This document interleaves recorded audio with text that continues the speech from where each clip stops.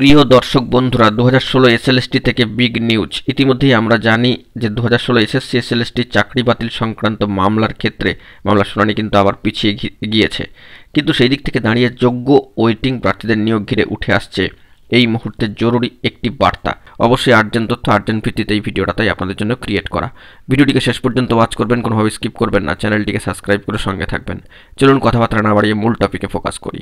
বন্ধুরা, এবার এসএসসি 2016 নিয়োগ প্রক্রিয়ার ক্ষেত্রে অত্যন্ত গুরুত্বপূর্ণ জরুরি বার্তা কিন্তু উঠে আসছে এই মুহূর্তে দাঁড়িয়ে, এবং সেই দিক থেকে এসএসসি 2016 নিয়োগ প্রক্রিয়ায় যোগ্য অযোগ্যদের পৃথকীকরণ বা বাছাইকরণ করে সকল যোগ্যদের চাকরি সুনিশ্চিত করতে হবে এবং অযোগ্যদের চাকরি বাতিল করে যোগ্য ওয়েটিং চাকরি প্রার্থীদের নিয়োগ করতে হবে, এই মর্মেই কিন্তু একটি বার্তা উঠে এসেছে। বন্ধুরা, all post graduate teachers welfare অ্যাসোসিয়েশনের তরফ থেকে এই বার্তা কিন্তু অফিসিয়াল ভেরিফাইড গ্রুপে প্রোভাইড করা হয়েছে।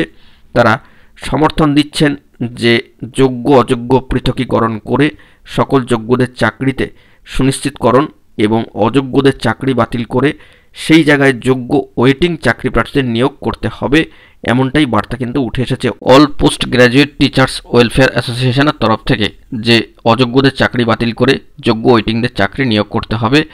এবং অবশ্যই এ বিষয়ে কিন্তু পৃথকীকরণের দাবি, পাশাপাশি যোগ্যদের চাকরি নিশ্চিতকরণ এবং অযোগ্যদের চাকরি বাতিল করে যোগ্য ওয়েটিং চাকরি প্রার্থী যারা রয়েছেন তাদের নিয়োগ করতে হবে, এই বার্তাই উঠে আসছে। তো এখন এটুকুই, সকলে ভালো থাকবেন, চ্যানেলটিকে সাবস্ক্রাইব করে সঙ্গে থাকবেন। ধন্যবাদ।